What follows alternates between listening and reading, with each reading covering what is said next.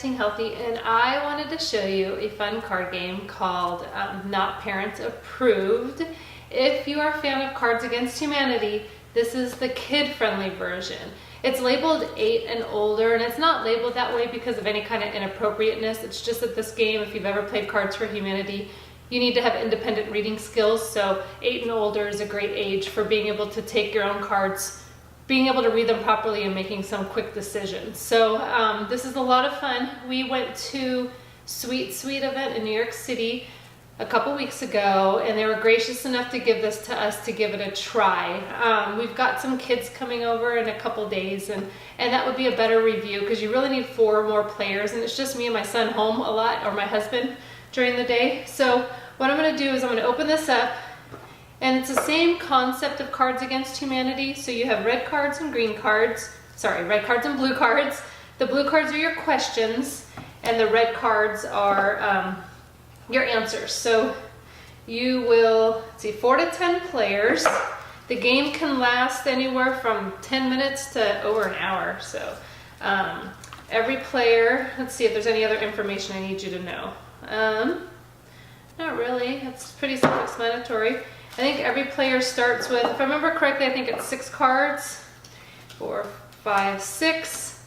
So if I give you a quick demonstration here, if you've never played Cards Against Humanity before, what will happen is whoever is the card reader is gonna, and you take turns being a card reader, however you wanna do it, start youngest to oldest, roll a die and go clockwise or counterclockwise.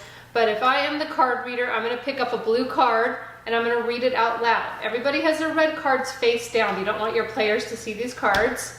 And so I'm gonna play both. Right now as the card reader, I would read to everybody else. I never thought there would, actually that's not a good one, because I used this one in my post. I think I stuck it back on top. Let's do something different. In some families, blank is a bad word. So now given this cue, in some families, blank is a bad word. I have to pick one of my cards that best fills in that blank. So the person who read the card is not gonna look through their red cards. They're just the card reader. They're gonna hold on to this, and they're gonna wait for everybody. Let's see if I can build this up. Here's the card I just read. I'm gonna stick it right here. So everybody reads their own individual red cards and picks the best fill in the blank. So in some families, blank is a bad word.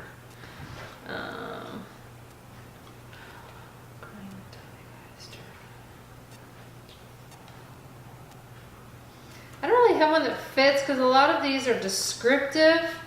I have one thing that's like a noun or a phrase that could fill in that blank. It's not the best option, but I'm going to choose that card.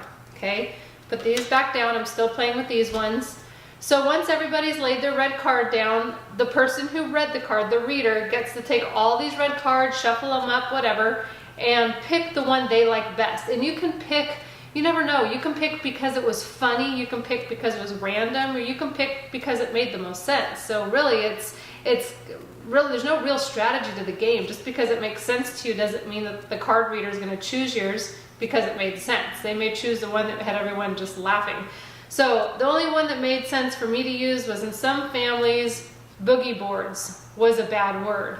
So you kind of get the idea there, whoever they chose. So say I said, you know, I like boogie boards. Who put boogie boards in the mix? And so over here raises their hand. They get this card. This card at their side is their points. At the end, whoever has the most blue cards, that means their red card was chosen more often in the game. They win. So I think it's pretty self-explanatory, but you can see how hilarious it gets. I'll read some of the questions to you. I'll read a couple answers just so you get an idea. Here's a question that says, when I close my eyes at the dentist office, I see blank. After the school bell rings, blank is one of the things I want to do. If I ever met Dracula, I would give him blank. It's annoying that parents are so obsessed with blank. When I grow up, I want to spend my weekends blank. The next best superhero will have blank as a special power. So really random, but really creative, fun topics. I'll read you some answer possibilities here. Grab a couple more cards out. So here's some answers. You got answers like tater tots. Itchy mosquito bites where the sun don't shine.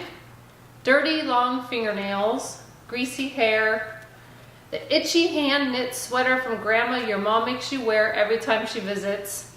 Burping ballerinas dancing in your dreams. That would be a fun one. What was that question I had about when I'm at the dentist and I close my eyes, I see burping ballerinas dancing in your dreams? That would be a funny one. Spiders creeping up my legs. The secret satisfaction of scratching your bottom and snipping it. So there's some fun stuff in here.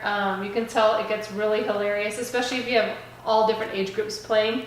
So just wanted to give you a little brief. I know with games, it's hard to really show you how it works, but this is it. It's available on Amazon. I'll put the link below, and I'll link this video into the blog post that has a little bit more information for you. So hope you enjoy it. Not parent approved, great family game for ages 8 to 99 or older. All right, have fun playing.